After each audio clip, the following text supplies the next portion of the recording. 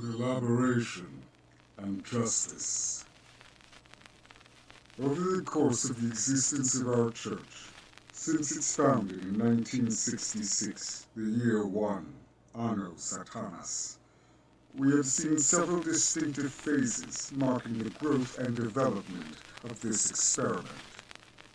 We list them from our first decade retrospective, written by Anton LaVey and printed in the Cloven Hoof, Volume 8, Number 2. The first phase, Emergence, crystallize the zeitgeist into reality, let loose the knowledge of the satanic body politic into a ready but dumbfounded social climate. The second phase, development, saw an organizational and institutional expansion as a result of carefully stimulated exploitation, attracting a variety of human types from which to distill a satanic ideal. The third phase, Qualification, provided sufficient elucidation to establish the tenets of contemporary Satanism, contrary to prior or current misinterpretation. The Satanic Bible, the Satanic Rituals, the Satanic Witch might have been conveniently overlooked, but were readily obtainable to any who chose to gain knowledge of our doctrine and methodology. An aura of respectability prevailed, often to a point of overcompensation, to counterbalance inaccurate presumptions by the outside world,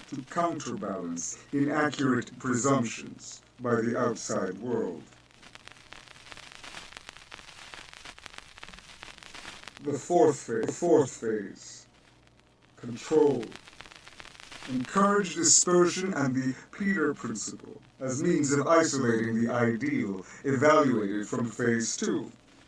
Deinstitutionalization separated the builders from the dwellers, thus filtering and stratifying what began as an initiatory organization or persuasion into a definite social structure. The fifth phase, application, establishes tangible fruition, the beginning of a harvest, so to speak. Techniques having been developed can be employed. The myths of the 20th century are recognizable and exploitable as essential stimuli. Human foibles may be viewed with an understanding towards radical embellishment.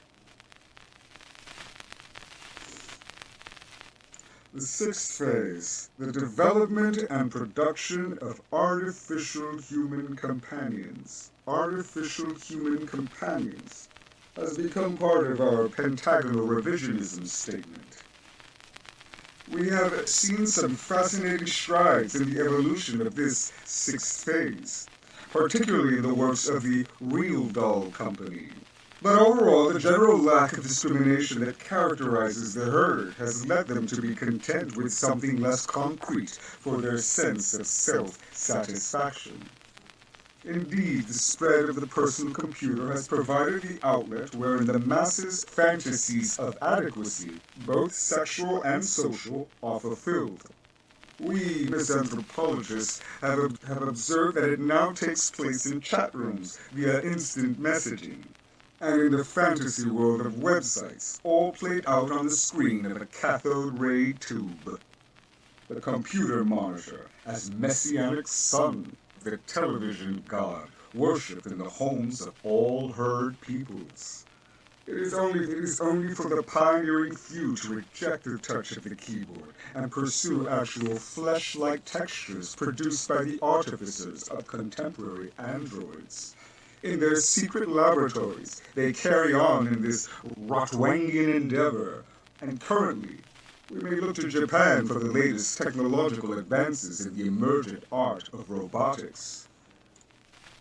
We are now nearing our 40th year of existence, in the midst of a seventh phase, the Elaboration, wherein the results obtained from the continued application of our basic theories are examined and then crafted into ever more effective practice. Our productive members are now refining the materials which we began to reap in the harvests of fifth phase, and combining them in ways ever more subtle and complex, which influence society in the directions of our will.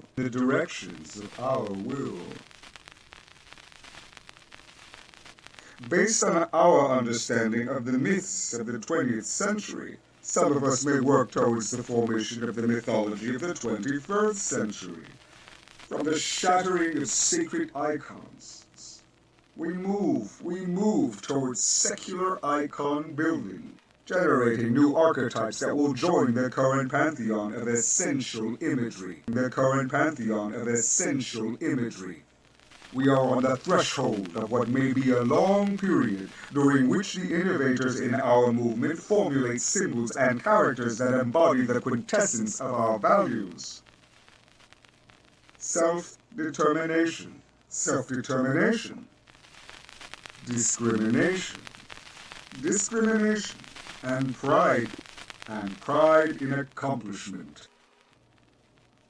In time, these may become broadly accepted sigils of what is truly satanic, as we define Satanism.